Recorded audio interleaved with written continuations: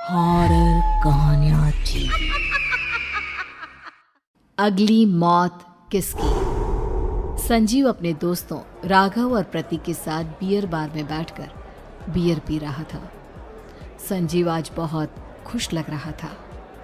अरे यार, आज की पार्टी में तो मजा आ गया। तुम दोनों दोस्तों के साथ तो मेरी जिंदगी इतनी अच्छी है कि क्या बताऊं कितनी अच्छी है। अरे भाई, अब दोस्ती की है तो जीना मरना सब साथ में। हाँ, अरे यार सुनो, जल्दी से एक बियर और ऑर्डर करते हैं ना, एक आखिरी, और उसके बाद ये जश्न यहीं खत्म हो जाएगा। अरे हाँ, क्यों नहीं। वेटर, जल्दी से 2 बियर की बोतल लेकर आओ। आज मेरे दोस्तों को जश्न मनाना है, क्यों?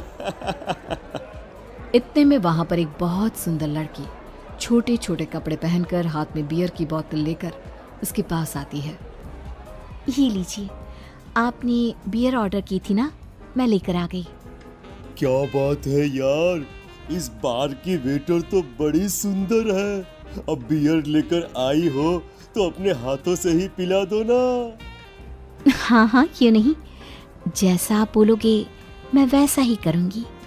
क्या बात है यार, अब तो लगता है रोज यहीं आना पड़ेगा। उसके बाद वो लड़की उन तीनों को बियर सर्व कर देती है। पार्टी करने के बाद वो तीनों अपने अपने घर जाते हैं।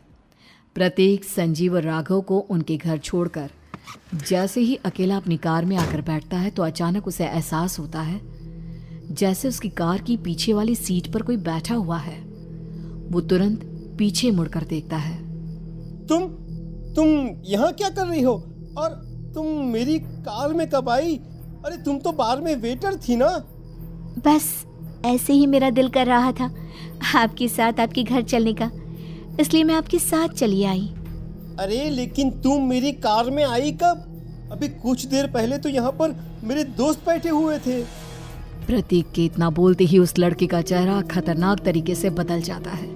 उसकी आंखें पत्थर की तरह सफेद और पूरे शरीर पर नीली नीली नसें उभर आती है। गाड़ी चलाओ, पूरी स्पीड में चलाओ, और अगर तुमने गाड़ी रोकने की कोशिश भी की तो मुझसे बुरा कोई नहीं होगा। डर की वजह से प्रतीक के पसीने छूटने लगते हैं। उसका शरीर बुरी तरह से कांप रहा था। प्रतीक बिना कुछ सोचे समझे कार को फुल स्पीड से चलाना शुरू करता है। चलते चलते वो शहर से दूर एक पहाड़ी पर पहुंच जाता है और सामने अब सिर्फ पहाड़ी का किनारा दिख रहा है, जिसे देख प्रतीक घबराकर अचानक से कार को ब्रेक लगाता है। देखो, मुझे छोड़ दो मुझे। अगर मैंने गाड़ी जरा सी भी आगे बढ़ाई तो हम दोनों नीचे गिरकर मर जाएंगे। ये तो तुम्हें पहले सोचना चाहिए था ना। अब कुछ नहीं हो सकता।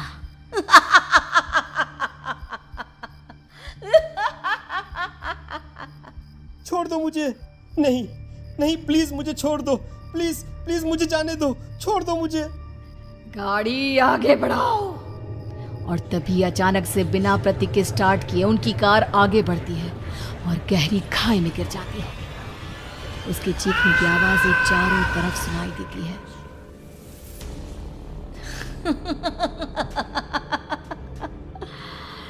तुझे मारकर मेरे कलेजे में जल रही आग को थोड़ी शांति तो मिल गई, लेकिन अभी ये कहानी खत्म नहीं हुई।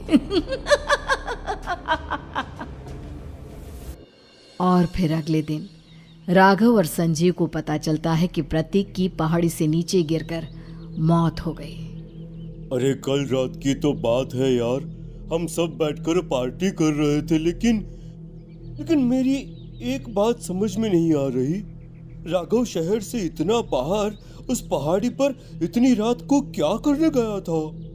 अरे यार, वही सोचकर तो मैं भी परेशान हूँ। हम दोनों को छोड़ने के बाद तो वो सीधा अपने घर जाने वाला था, और वो आत्महत्या क्यों करेगा भाई? कल रात तक वो कितना खुश था, हमारे साथ सेलिब्रेट कर रहा था। हाँ, लेकिन पुलिस ने तो यही कहा है कि प्रतीक ने अपनी कार को जानबूझकर पहाड़ी से नीचे गिरा दिया और आत्महत्या कर ली। अरे यार, संजीव, मेरी तो कुछ भी समझ में नहीं आ रहा है। चल ठीक है, अब मैं अपने घर जाता हूँ। Okay, bye. राघव अपने घर में अकेला था। दोपहर का वक्त था। तभी दरवाजे की घंटी बजी। कौन है? अरे 1 मिनट रुको, अभी आता हूँ। राघव ने जैसे ही दरवाजा खोला उसने देखा कि सामने एक बहुत खूबसूरत लड़की खड़ी हुई है। कौन है आप और यहाँ किससे मिलने आई हैं? देखिए ना, बाहर बारिश शुरू हो गई थी, मेरी गाड़ी खराब हो गई है। आपका घर नजर आया तो सोचा कुछ हेल्प ले लेती हूँ। क्यों नहीं, आइए ना, आइए आइए। मेरे कपड़े पूरे भीग चुके हैं, क्या आपके पास टॉवल मिलेगा प्लीज? राघव अपने बाथरूम से एक टॉवल लाकर उस लड़की को देता है। थैंक यू सो मच, अब मैं चलती हूँ। अरे इतनी क्या जल्दी है? आप चाहे तो बारिश रुकने तक यहाँ पर रुक सकती हैं। हाँ। लड़की ने पलटकर राघव की तरफ देखा। नहीं, मुझे जाना होगा, मेरा काम बाकी है। और वो वहां से चली गई। उस लड़की के जाने के बाद राघव अपने बाथरूम में नहाने के लिए गया और जैसे ही उसने बाथरूम में देखा तो उसका टॉवल वहीं पर लटका हुआ था। उसने टॉवल हाथ में लिया तो देखा कि उसका पूरा टॉवल खून के धब्बों से सना हुआ है। अरे अरे ये क्या? ये टॉवल तो मैंने उस लड़की को दे दिया था। ये वापस मेरे बाथरूम में कैसे आ गया?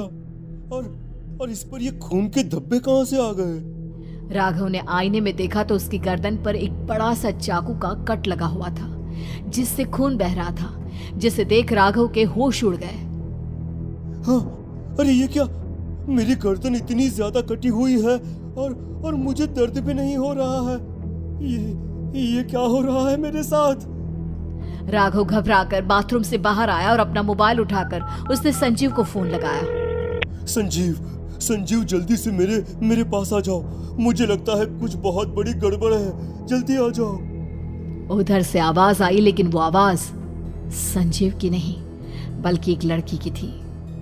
कुछ अजीब नहीं हुआ है, बस तुम्हारी मौत तुमसे मिलने आई थी और तुम्हें मारकर चली गई।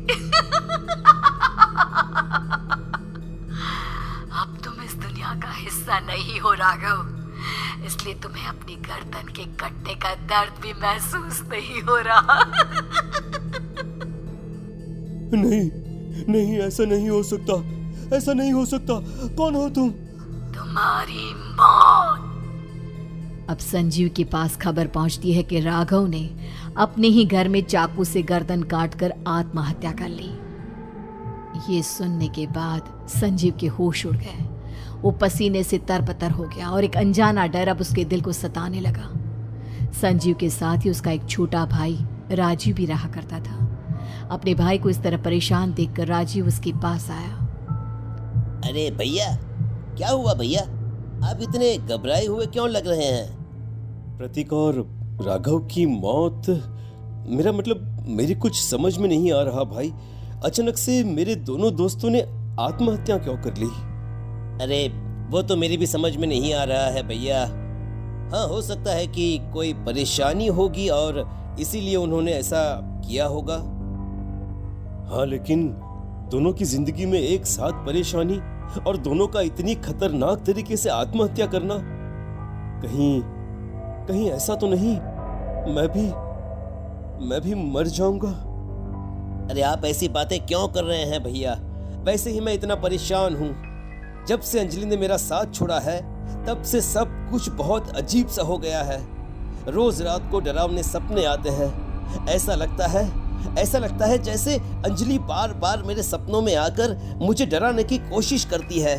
अंजलि का नाम सुनते ही संजीव की आंखें फट गई और उसके गले में आवाज अटक गई। उसके चेहरे पर घबराहट साफ नजर आ रही थी। कौन थी वो लड़की जिसने प्रतीक और राघव को आत्महत्या की आड़ में मौत के घाट उतार दिया? और कौन थी अंजलि जो बार बार राजीव के सपनों में आकर उसे डरा रही थी? अंजलि का नाम सुनकर संजीव इतना घबरा क्यों गया? इन सवालों के जवाब जानने के लिए देखिए इस खतरनाक कहानी का अगला भाग।